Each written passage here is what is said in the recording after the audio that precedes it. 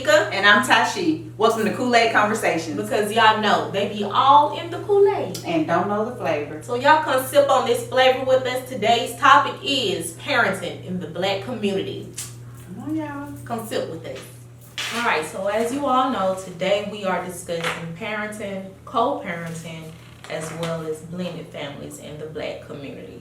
Alright, so I wanted to first talk about soft parenting because that is starting to be a thing now. A lot of people are choosing to use that parenting style because of the benefits to it, and there are some cons to it that we'll discuss in a minute. But my question is, why do you think so many Black people or so many people in the Black community kind of frown their nose up at the idea of soft parenting? For instance, like last night, I just kind of threw it out there to my friends. Mm-hmm. And as soon as I was like, what do y'all think about soft parenting? And it was an immediate hard no. Hell no. I'm not against soft parenting, but I'm just not going to be like, it's a hard no. Because again, I'm not like cursing at my child. Like, I'm not real aggressive with my children. Right. Most I say is, sit your ass down. That's the most I'll say. Like, bring your ass here. But I'm not just using those hard curse words. I'm not beating on them, pushing them, Girl, they looked at me. Being a bully to my children. Because they looked at me like I was a monster with 3 heads. And I was like, so why y'all? But it depends on how they view soft parenting. So I had to ask them, like, so what is soft parenting to you? And so basically they were like, your kids talking back, and you know how they be talking about in those other households when little Jimmy be like, no, mother, I'm not cleaning my room. And they were like, parents are not disciplining their kids, and there's no structure. And I was like, so no, that is not soft parenting. Those are actually the cons to soft parenting if it is not implemented correctly. Right, done the right way. Right. Yeah. So to me, that type of parenting they describe, that's lazy parenting. Yeah. Where you don't set any boundaries or rules. Yeah. There's no discipline or structure, like you said. Structure. Yeah. So I'm gonna read what soft parenting is. Mm-hmm.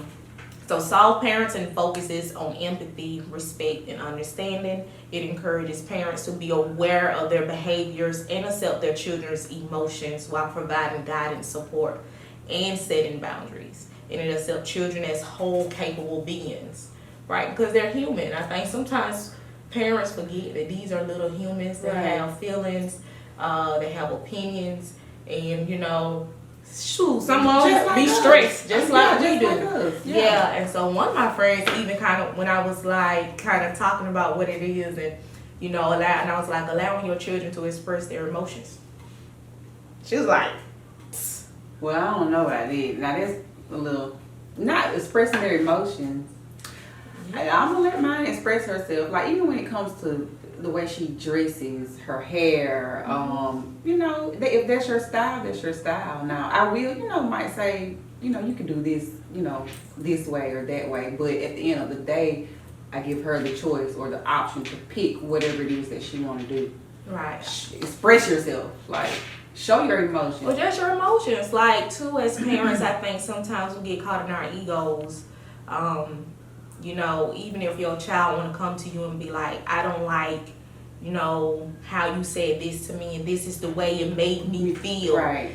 Some parents don't want to hear that. Right. Go sit in your room and cry. Or you better suck it up. Don't be in my face. Don't be in my face crying. Go over there. I ain't gonna lie. I have said some things like, I'm kind of both soft parenting mixed with a little, again, I'm not aggressive though. Right. But I have said things like, what you crying for? But it's not like, don't sit in my face and cry, go in your room and cry. It's just, why are you crying? Shoot, I don't know. But and look, I'm giving you the opportunity to tell me why you crying. Speak. I've been told growing up, I don't want to see that. Go on over there. You like to tell them yourself for me. Go on over there. Like, dry your face. Dry your face. Dry it. And then you like, child. But right. So now I can honestly say, did it have an effect on you? Like it really, Yeah. If I go to counseling, it might come out, but I don't think it had an effect on me. So that's what I was about to just got say. whipped. Like, so listen, so that has become our norm in the black community. And we don't realize a lot of us are suffering with, and I ain't gonna say dealing with, because we're not even dealing with childhood traumas. Like, different things manifest in our adult life and in our relationships, and we don't even know where it comes from. Like, I feel like that's why so many men have a hard time expressing their emotions. Yeah. I feel like that's why so many women feel like they have to carry a load and do it with a smile on their face, you know, or wait till you get to your room and cry. You know, we don't like crying in front of others, or showing emotions in front of others, because we've been taught or kind of conditioned, go sit in your room and do that. Yeah, cry somewhere else. Go cry somewhere else. And we don't realize how that manifests in adult life. So with that being said, how would you describe what traditional parenting look like in the black community? Traditional parenting, cry in your room, stay out of grown folks' face, or out of grown folks' mouths. Yes. Because I said so. You know, when your kids ask you why. Because I said so. Yeah, it's because I said so. I'm the parent, you the child. I brought you in this world. I'll take you out. I slap you into that week. And I've never said that to my child. I don't think my mama even ever said that to me. Like, I brought you in this world and I'll take you out. But I may have heard it a time or two. For real. But those are some common things that have been in the black community, you know. Whipping whipping the children. It kind of like parents. I got whippings. Ooh, yeah, but it's sort of like parents be proud of it. Like, I whip my children ass. Oh, my kids know that I play. And I say that because we kind of discussed this last night, and they were like, "No, because some kids need it." And some kids need it. So this is what I told them. They told me, it really. So we went back and forth about it, and they was like, "Well, you have to know your children." And know the temperament of your child, because some you can just have a conversation with, and then some you have to beat their behinds. And I said, nope, I don't even agree with that. Let me tell you why. Because you have to understand, children are molded by the environment they're in, right? So if your child have a temperament where you feel like you have to whip their behind, then you have to ask yourself, what type of behaviors have you been modeling? Right. So you're saying when a child does something bad that's worth a whooping. Children repeat what they see. You know what I'm saying? Right, but they're not like, okay, my child threw a brick through somebody's window. They ain't see me throw a brick. I ain't about to see you throw a brick. So listen, I'm not saying all things, because like I told them, I understand children get out into the world and they have, you know, influences from their peers or even from the TV. Music. But you know, but if you know, like, that's not your child's temperament is like who you are. So that's just a behavior they chose to go engage in when they went outside of the household. Should they be disciplined for that? Heck yeah. But at the same time, if you know that's not your child's norm, then maybe that's an opportunity for you to sit down with your child and have a discussion about who are you hanging around, and look where they got you, you know, look how you're acting from hanging around with these kids, you know. But I'm not against spankings now, but I'm just saying, I do feel like it need to be balanced. Because a lot of times in the black community, that's like the go-to. And like I said, people be talking about it like they proud about it. Like, no, my kids know I tell their ass up. They already know. They know I don't play. And so, you know, it's kind of like, it's kind of glorified. But I feel like, I don't think so. Not like today in 2024. I don't think kids are getting spankings like they used to back then.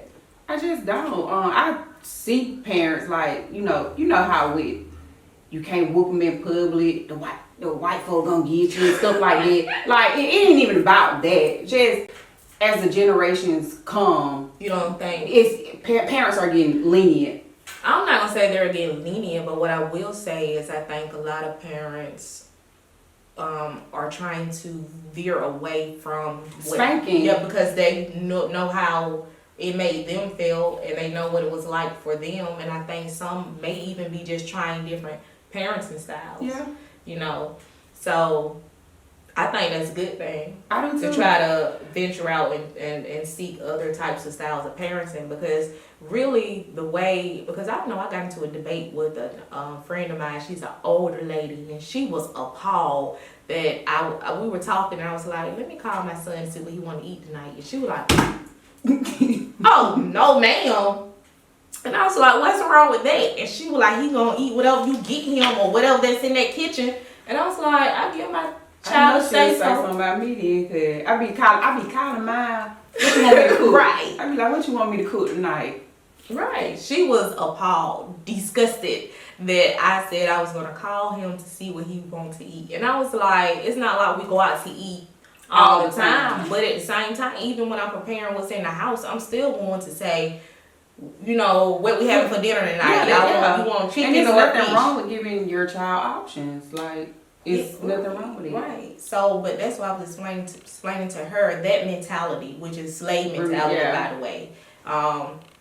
Being forced to eat whatever is there because that's what they had to do. Being forced to wear whatever is given to you or take whatever is given to you. Not being able to have an opinion. You know, all of that stems from slavery. And a lot of people don't even know those generational traumas we are passing down came from our ancestors just trying to survive. It's not that they didn't love their children. They were just in survival mode. Yeah. And we're still parenting out of survival mode unconsciously. And so in doing that, like I said, it manifests into adulthood. A lot of they can manifest into personality disorders. Manifesting, you know, you being an adult and not know how to make decisions. You're indecisive because you weren't trained or conditioned how to do that. Being emotionally unstable, you know. Very much so. Very much so. All right, so, you know, not bashing us for parenting because we love our kids, but I think we have to start steering away from the way it has been traditionally done because, like I said, I think people have, you know. I know I'm not in everybody's households, but. What do you think? So what does healthy parenting look like? So they say they don't do spanking anymore, but do you think they're parenting in a healthy way? For not spanking their child? Yeah. Based on what I've seen, so do you? The people, I'm not gonna say their parenting styles are healthy. Like it can be unhealthy and they're still not spanking their child. Right. So I'm not saying that it's healthy. It's just from what I've seen, nobody gets spankings. You know. So do you think that's lazy parenting? No. Are they not spanking them because they are trying to move towards more healthy, a more healthy parenting style, or are they not spanking because they are just being lazy? Which one is it? Like, it could be a little bit of both. They think they're being healthy, but you're not. You know, like you're still allowing the child to get away with things that they should not. Yeah, not setting boundaries. I ain't gonna whoop them because of that, or you know, they're a child. Like, you know, I've heard some people be like, oh, he a boy, he gonna do that, you know, but that don't mean anything. Right. Like, your child still did something wrong, like, but not necessarily mean that it's healthy. Right. So what does healthy parenting look like? What you think? To me, just like we were saying, giving your child options to, you know, setting them up to where they are able to make decisions. Talking to them, having conversations with them, making sure they understand. Like if you have to discipline them, making sure they understand why. Mm-hmm. You know. I agree. Yeah. And then too, I think the key thing is, as parents, is modeling the behavior you want to see. Yeah. We try to, I ain't gonna say we, a lot of times parents will try to raise their kids to be this person that you're not even being. Right. You know what I'm saying? So you have to set the example. Like, I know growing up, it was sort of like, do as I say, not as I do. Yeah. I think parents do, you know, everybody have habits, you know, and parents just want their children to be better than they were. You have to be better first. Yeah, you do. You do now. You have to, it starts with with you. The parent, be better first. Yeah. So, Healthy parenting, like I said, parenting, modeling the behavior they want to see. And then too, like a whipping, now I believe it should be some balance because sometimes you might have to give a spanking. But I do feel like it needs to be balanced. It's like the training we teach. Safety care. Physical management is the last resort. Yeah, You should try everything else it has first. to be absolutely necessary. Yeah, I feel like it's the same way with kids. So like, tell me this: do you think you received a spanking that you deserved, like as a child? Oh yeah, I got them all the time. But is it some of them that you feel you deserve? Most definitely. Some I deserved, and a whole lot of them I didn't. But hey, I'm gonna say my mama, she didn't whoop us a lot. But I do feel the ones I got, I deserve. Like, we were bad, and I run around the road, walking the streets. Like, my mom didn't want us doing it. So, I mean, I'm just saying I didn't get a lot of whippings, but the ones I got, looking back, I probably did deserve it. You earned it. Yeah, I earned, yeah. So, I say, again, balance. I'm not against spanking. Right. But, I don't feel like that should be the go-to for everything, And then too, something else I have an issue with is calling your children bad. They so bad. Oh, you gonna be bad, and I hear people saying about like 2-year-olds, 1-year-olds, me, 6 months old. She be crying all night. Oh, she gonna be bad. 6 months old. She gonna be. Oh, she spoiled. You spoiled her. Oh, she gonna be spoiled. And I just be like, it's a freaking baby or toddler. Like, they're being a toddler. Yeah, holding. You know how they say holding babies all the time spoils them. That's not true. No, that's not true. That's not true. Or you're catering to their needs, or you're just providing. You have to. They depend on you for their every everything. need. So you're not spoiling them. Yeah. You are nurturing them. Okay, but it's something called the self-fulfilling prophecy, right? And that's why it's so important to be careful what we speak over our children and to our children. And I learned this when I was going through psychology, but it was like a light bulb went off, because sometimes people, when they call their children bad, they think it's cute. They don't really mean it. A little bad self. Me. And then you got some parents that actually be cussing their kids out because they have traumas they need to deal with, like you little B or that little B, or you ain't gonna be anything. You gonna be just like your no good daddy. And so the thing is, a little too it's aggressive, but it happens. Yeah. And so the thing you have to understand is, with the self-fulfilling prophecy, all that means is that it is like an opinion or a statement that is going to fulfill itself. You're going to manifest it. So it's really like you're setting the bar when you tell a kid you're going to be bad. This is where I expect you to reach. And that's where they're going to reach. Yeah. You said I'm going to be bad. I will be bad. Everybody think I'm bad anyway. Yeah. Versus if you say, you know what, you're better than that. Yeah. When they do something, the behavior, that is undesirable, instead of you saying you're bad, you be like, you know what, you're better than that. Right. And I know you can do so much, boy, because you're so smart. You talk to them like that, then you're setting that bar higher, and that's where they're going to reach. Right. And I feel like that's something we have to practice more often in our household. Girl. Yeah. Yeah. I tried it once. I actually once I learned that, my son would get in trouble at school, I used to be on his ass, boy. You know that you ain't gonna keep on, these folks gonna kick you out, and you gonna do this, and I had to be like, all right, dial it back. And so I started trying, really reverse psychology. Right. Or setting the bar higher. You know what? You are so much better than that. Yeah. And I know you can do better because I believe in you. Right. Yeah. You have to kind of give them those, affirmations. Yeah. You think he received it well? Like, yeah. He did. I ain't say they just changed them all. No. But he received it. Yeah. I got better results with it. Yeah. I said it. I got better results with it. All right. So how do you feel about kicking the kid out or putting them out of the house once they turn 18? You 18, you grown now, you gotta go. Well, not for me, really. You do need to work or go to school. I mean, you need to work or go to school, but I'm not just gonna put you out my house. You're still mine, you know. I'm gonna take care of you, but I'm gonna help you take care of yourself too. I'm gonna teach you, you know, which that's what I'm doing now, you know, while my child is growing up, just showing them how to be independent. I tell mine the real world is gonna eat you alive. So yeah, I ain't gonna kill my child alive. At 18. Is there a time stamp you think kids should be out of the house?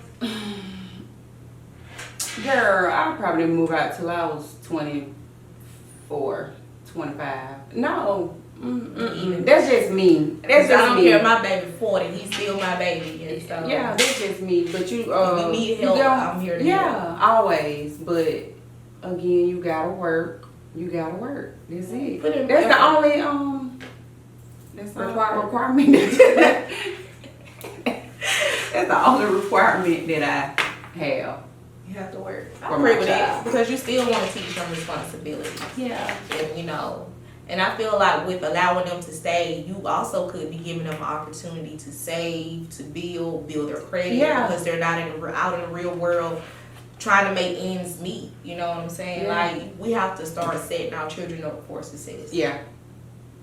And putting them out ain't. No.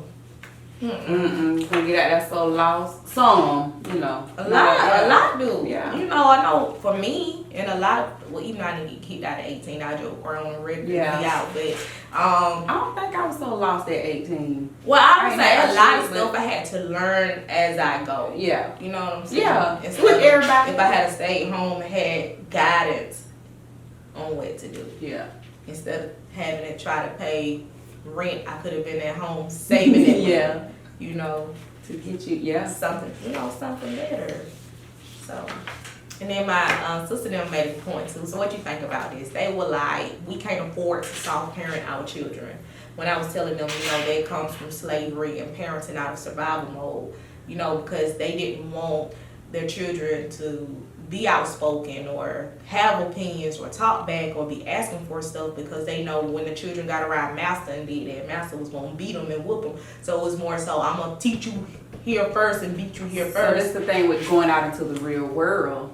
Like I said, I agree with soft parenting. You know, I'm in between, you know, soft parenting and being, you know, assertive parenting.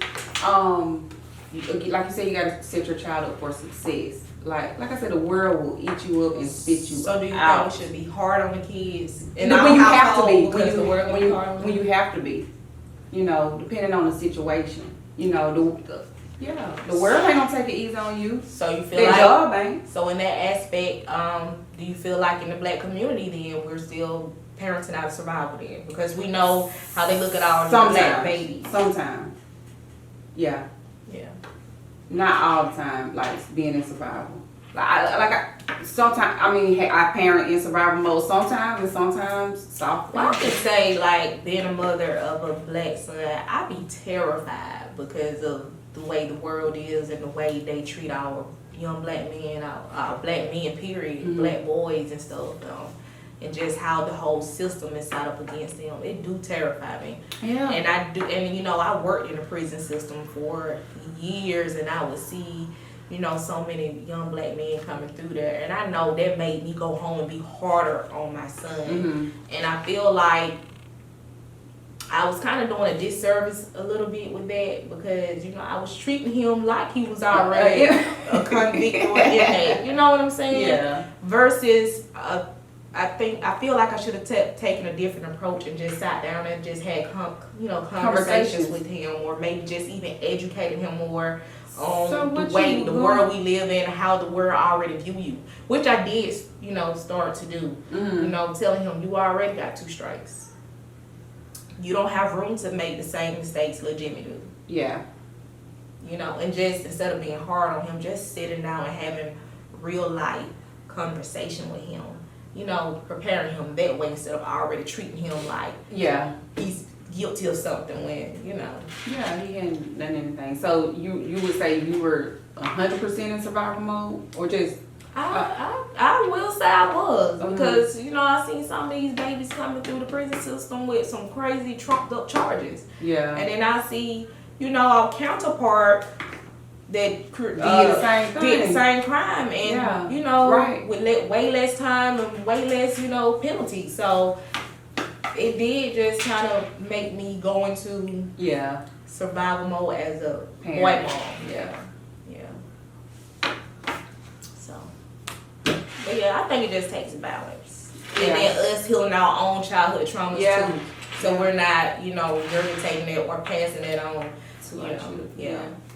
All right, so now let's talk about co-parenting. Ooh, child.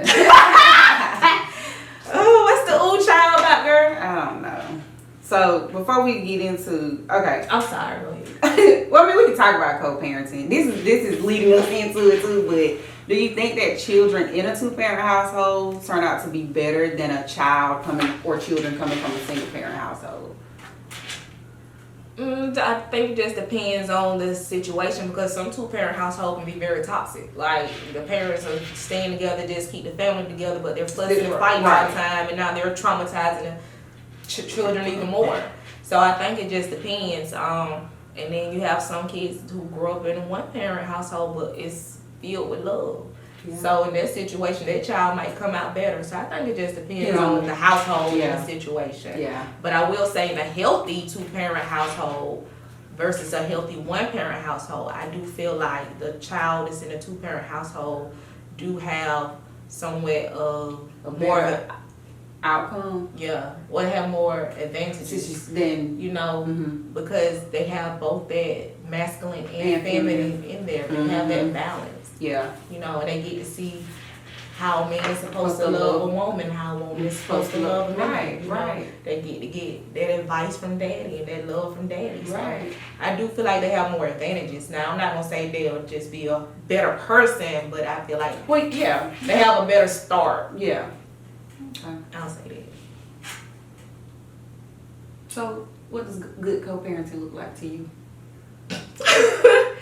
Good, healthy co-parenting. Yeah, healthy co-parenting. Healthy co-parenting is both parents understanding that the child loves both mom and dad, and they put the child needs above both of their feelings, their differences, and you know, they're able to come together to do whatever is best for that child.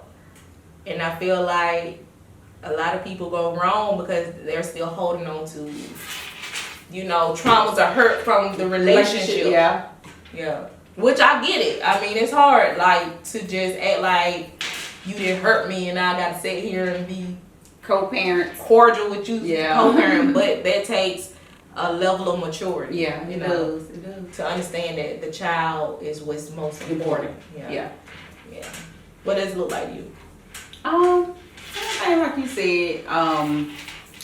Basically just making sure y'all come together, put the child first, making sure their needs are met, making sure they feel loved, feel supported, you know, parents on the same page with how they want to raise their child. And being a unit. Yeah, just being a unit. I do think you could, co-parents can raise, you know, a successful, mature, you know, emotionally stable, you know, a well-rounded child. Right. As long as the love is there and they see the support, and they see that, okay, my mom and dad, they're not together, but they're still working together because they both love me. Right. So why do you think some people struggle with co-parenting? Depending on the situation, because you have some co-parents who struggle for a long time. So I'm gonna just say it's situational.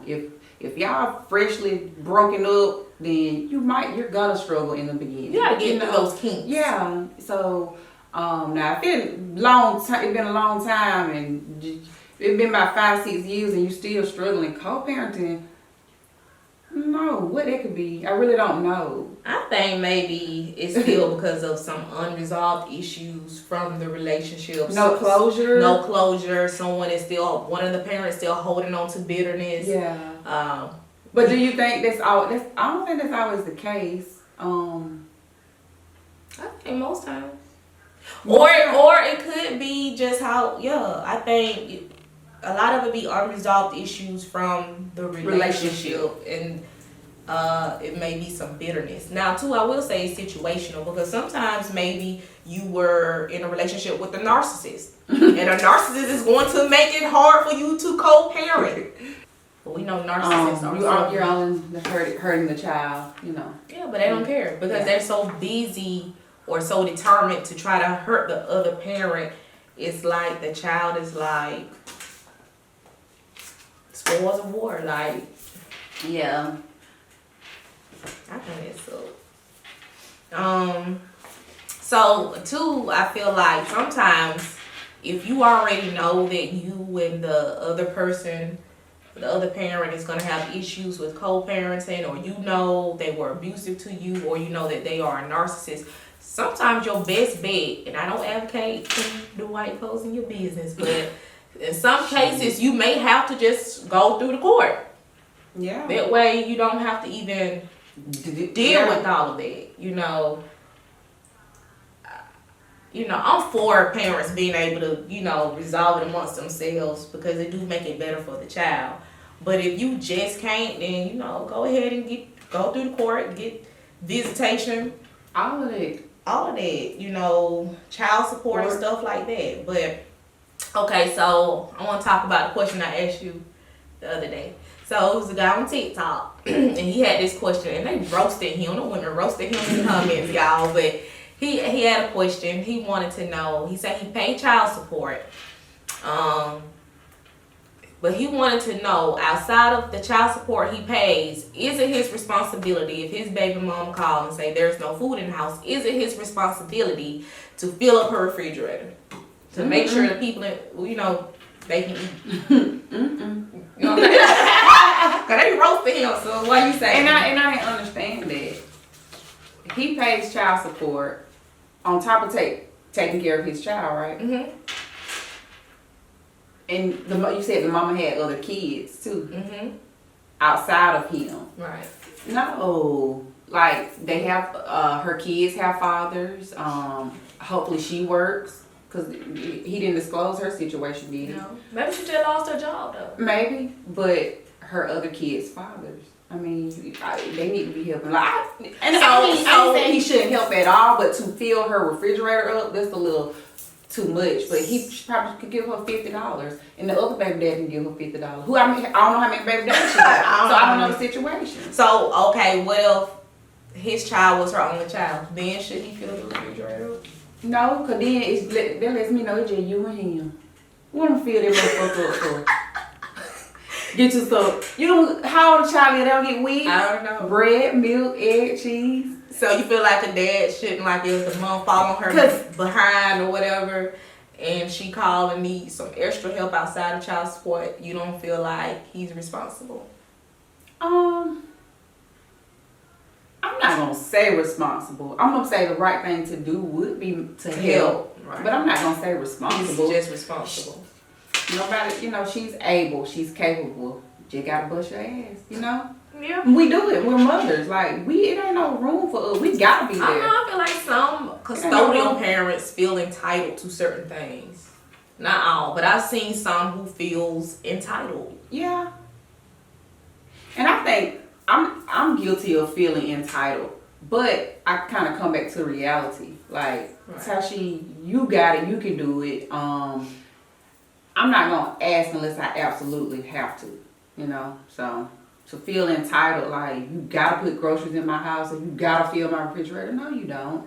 But it would be nice if you could help me. It's And that's why it would be good to be able to co-parent. Yeah. Because if y'all got along, then he probably wouldn't mind doing it. Yeah. But if you know y'all already beefing or y'all don't like each other. And see, I don't diss and shit.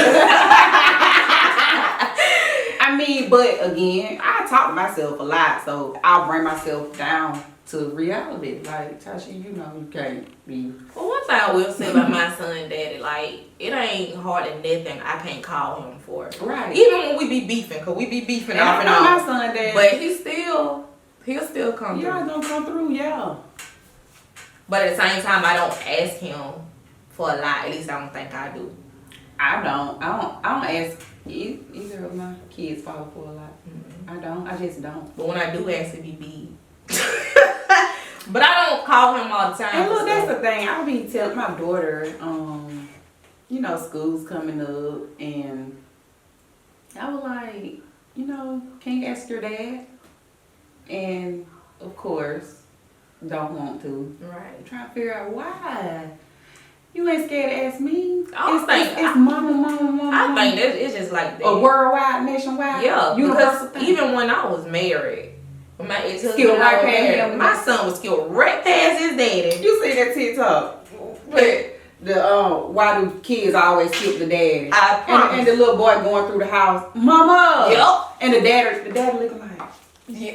Right here. look, the daddy want you to ask him, Right. You know, but the child went all through the house, mama.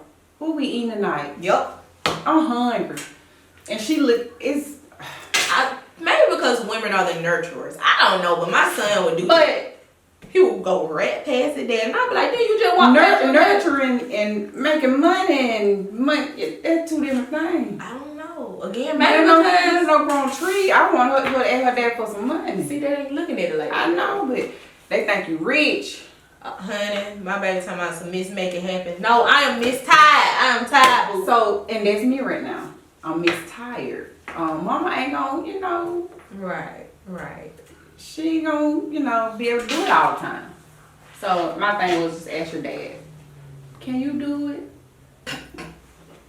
Can you ask He him? ain't my daddy. But They be like that. I don't know why they be like that. girl, They be like that. My son was like that. like I told her, you know, it's not fair to me. Like,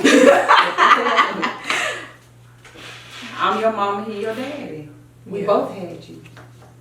I mean, I get it. We both put in the work to have you, I girl. don't know why Ask him some kids, sometimes too. some kids just be like that. Yeah. Even when I was married, my Yeah. son would do that. Even when I would say, go ask your daddy, he would say, can you do it? So if you don't take your ass to that hallway, get out my face. But yeah, I think kids just do it. I don't know why. But yeah, I feel like co-parenting can work. Of but course. it just takes a level of Maturity. Yeah. And time, I think. Too. in time. In time. Yeah. All right. So next, you had anything else for co-parents? No. Okay. So now let's talk about these blended families. Okay. All right. So how soon do you think a single parent introduce the person they're seeing to their children? And should they get permission from the other parent first? To introduce their child to The person, yeah. Their significant other. me being this mature and realistic, yeah, I think they should. I'm gonna say maybe 6 months to a year. I don't know. I really don't know. Wait until you know this. And is look, something I say marriage because No, you gotta I give them know. time to build a relationship with the child, right? I guess. You gotta give the significant other time to build some type of relationship with the child. So marriage will be absurd. That child will be booking the whole time. Okay. What about? I mean, I ain't gonna go too deep into that, but like you have parents that switch up partners often. Right. So why would the custodial parent want their kids to meet every single person that you have? So that's why People I that asked, do that. So do you think But I'm saying 6 months. parents should get permission from Yes. the other parent before having their child around Of course, someone they're dealing with? of course, You should. of course, yeah. Okay. In my opinion, yes, you should. It's something as simple as I'm thinking about letting JoJo meet Patricia. Right. Is it okay with you? Yeah. And then you might want to know, well, You how want- serious are you with Patricia? Yeah. Is this someone that's going to be? In your Do you life feel like the long other term? parent should meet Patricia first? I'm not gonna say first. We can meet her together. Okay. We can meet her at the same time. Not necessarily the parent meeting her first. So you think custodial It ain't parents about me, should meet right? the other person if their child is going to be around the other person? Yes. Yeah. You You do? Just to get a sense of their personality, you know, just to feel their energy, their vibe. Okay. And just to know who your child is going to be around. I agree. I mean, damn, you want to put a face to whoever, you know. Child's gonna be around. But you have some parents, let's say, you know, they got a girlfriend or get a girlfriend, or you don't know. I don't know. They just have your child around them, and you don't know what type of person they are, what they look like. Right. You haven't had a chance. You don't have a clue. Yeah, just meet them, get a feel for them, and like you say, put a face to who my child is going to be around. I think some the parents that keep that from the other parents, Immature. they're immature. Yeah. And they feel like you just want to be nosy, or you just want to. It ain't about no being nosy. I want to know who my child is going to be around. I don't know what type of parent that person may be. You know what I'm saying? To their own kids. Right. Do they even have their own kids? You know, like that part. You know. Yeah. You know. So that's why I'll be. It ain't about being nosy, baby. Cause I could care less. Mm-hmm. That's why healthy co-parenting is important. But that's just me though.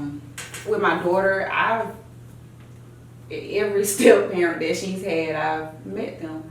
Okay. Yeah. It wasn't like a traditional type. It just, you know, I've met them. I get it. Yeah. I ain't gonna say like her dad introduced us. Like it just, you know how men are now. That's so weird. They ain't gonna be like, Tashee, this Patricia.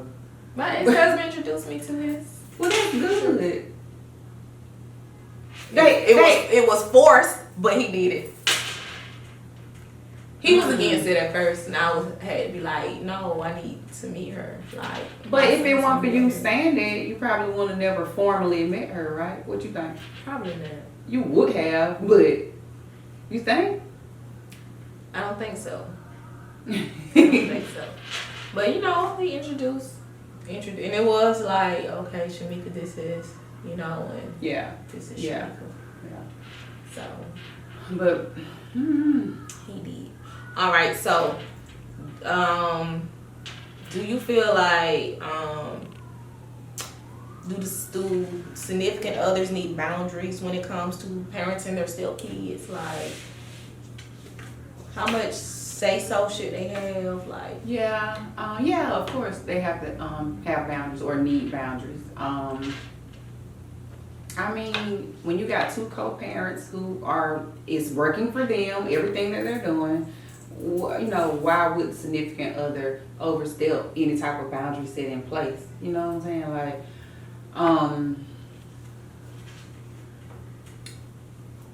as far as discipline, like let's say with discipline, the significant other, if me and the co-parent, we're disciplining our child and it's working for us, I feel like it's no need for significant other to discipline either. So you feel like they shouldn't be able to discipline stepkids at all? I mean, not at all, but like if they're doing something wrong, of course, let the parent know.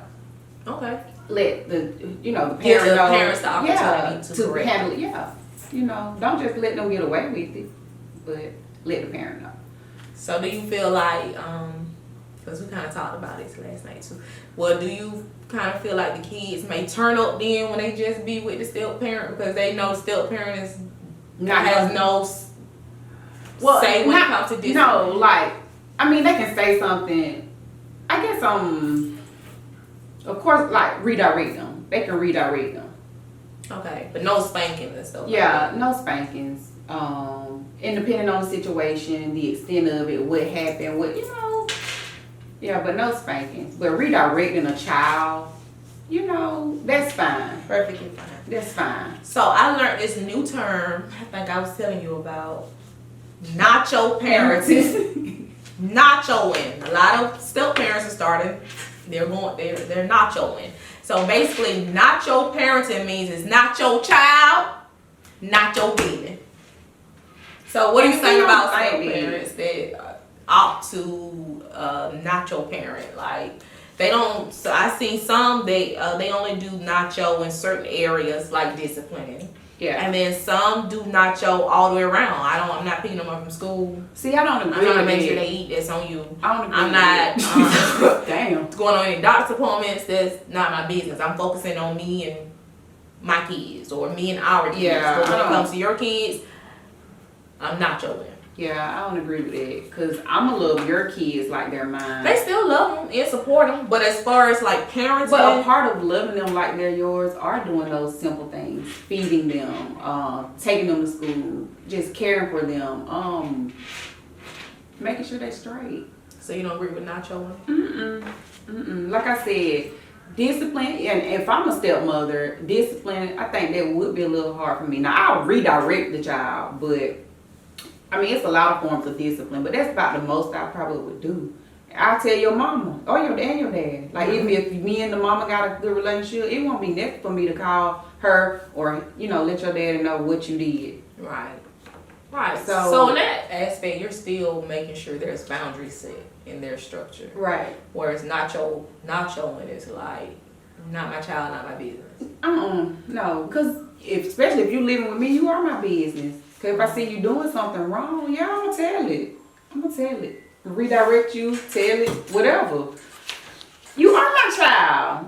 Yeah. I'm just that person, though. I feel like if you're dating someone with children, they are a package deal. Yeah, so you are mine. You are kind of taking that on. Now, I do feel like you do have to respect whatever The co-parents have going on. Yeah. Don't come in and try to disrupt the flow of things, because you have some significant others that come in and try to take over and disrupt the co-parenting part. She want that. Why she doing Right. Don't give her that, Right. You ain't gotta buy it. No. You pay child support, you ain't gotta do that. Yeah. So some come in and start overstepping. Yeah. So if you have two good co-parents, like, leave well enough alone. It's working. or if your significant other getting in the way, leave them alone. Yeah. Leave Don't them let them alone. come in between me and Your child having a healthy, loving relationship with both parents. Right. Alright, so did you have anything else? On blended families. Nothing that I can think of. Alright. Well, y'all let us know what you guys think about soft or gentle parenting, Yeah, blended families, step kids, co-parenting. significant Do others. y'all believe them kids need they behind whoop, or we gonna sit down and talk to them? What we gonna do? So, popcorn questions for today. Ooh, what you got? Alright. Do good girls finish last? Yes. You said it with your chest. Yes. Why you feel like we finished last? Why you feel like good girls finish last? We just, man, cause we good. We feel like we do everything to make that relationship work. I agree. We stay too long. We Overstay. love too long. I don't know. So you think the hoes winning? They winning. No. But they outdoing the good girl. Yeah, they outdoing the good girls. I don't know why. I guess 'cause they easy. Do you think good girls present a challenge, or I don't think I'm challenging enough. Hell, need to be. As a good girl, a healed good girl, I would say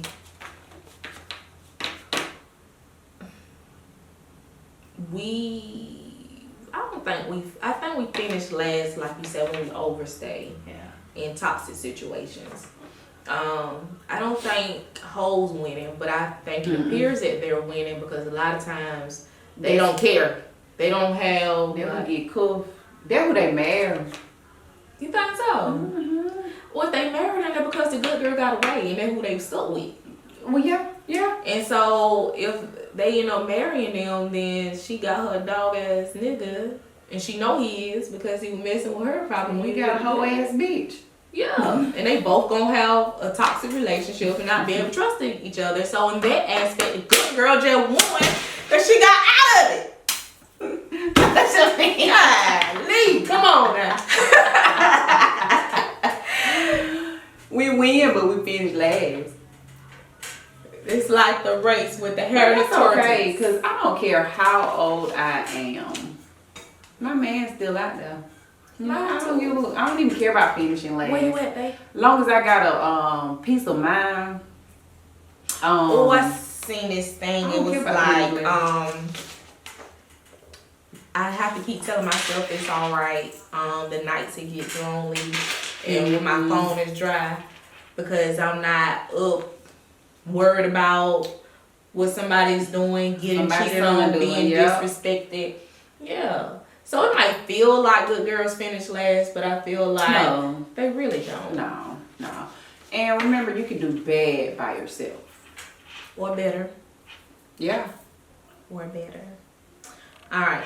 Better or bad, yeah. Mm-hmm. So, next question. Should a man be expected to take a woman out on an expensive date for the first date? No. And I'm speaking for me. I'm not superficial like that. So, what I will say, I don't want you to take me to McDonald's. I don't want you to take me to McDonald's. But it don't have to be expensive. It don't have to be no Ruth Chris or no, it don't have to be expensive. No, it really doesn't. You really can take me on a picnic. I was just about to say that. Yeah, now that I think about it, you really can take me on a picnic. I heard some people saying like a coffee date will be the first good date because you're able to talk and get to know the person. You don't have to like get overly dressed and put a lot of time and effort into getting dressed. Or you don't have to waste that much time. Like, Yeah. That's a good date. Yeah. I don't see nothing wrong with it. I mean, if you like coffee, if you like tea, whatever, yeah, there's nothing wrong with a coffee date. Yeah. I think the smaller dates, are perfectly fine. Smaller, more intimate dates. They're fine. Yeah. Yeah. It gives, like you said, an opportunity to really get to know the other person. It's not a lot going on around you, in those restaurants. It can be a lot loud. of distractions. Yeah. Yeah. So, like I said, picnic, coffee date, quieter location. Perfect. So do you think this says a lot about how the man feels about you, depending on the type of date he takes you on? Yeah. So if he takes you on an expensive date, you feel like that means he really likes you, or maybe. I mean, he probably do everybody like me. Yeah. So my thing is, if I see you put a lot of effort into it, then that lets me know you like me. Like a picnic, I think that takes effort. It takes a lot of effort. But you know what? Oh, my trust issues kicking in, Shamekia. I just feel like they go back to the 90-day rule. They'll do whatever. They'll reel you in. And once they get you, once they hook you, baby, it's a wrap. So, but it goes back to, like we said, use your discernment. Yeah. Use your discernment. Yeah. So I can't go off. Okay. Can't go off of it. You have to go off, consistency. I gotta go off consistency. Yeah. And trust your intuition when you're out with this person. Pay attention. Radar's up. All right. So do you think, last question, do you think it is true when they say men lie to the one they love? Whew. Dang. A part of me want to say yes, and a part of me want to say no. What got you so completed? Because, a man, who you're in a relationship with, they're lying to you. They care about you. They don't want to see you hurt. Carry on, I'm listening. I mean, for real. Like, so... They lie. Girl, though I say I don't know. My trust issues are fucked up. I used to gaslight myself into thinking that, but no. The truth hurts, but no, because if they really cared about you, if they really didn't want to hurt you, they wouldn't do it in the first place. Act in the first place to have to lie about. Yeah, they wouldn't do it in the first place. They wouldn't do it in the first place. But the thing is, they did do it, right? Now they lying about it. So why are they lying? I mean, they are lying because they know they don't say to protect your feelings. No, it's not to protect your feelings, because if they wanted to protect your feelings, they wouldn't have done it in the first place. Because a lot of times the things that they do, it took many steps to get there. But anyway, Kool-Aid gang, tell us what you all think. Do you think good girls finish last? Should a man take a woman out on an expensive date as first date? Yeah. And do y'all think men really lie to the one he loves? Let us know. All right, y'all. Like, comment, subscribe, and share.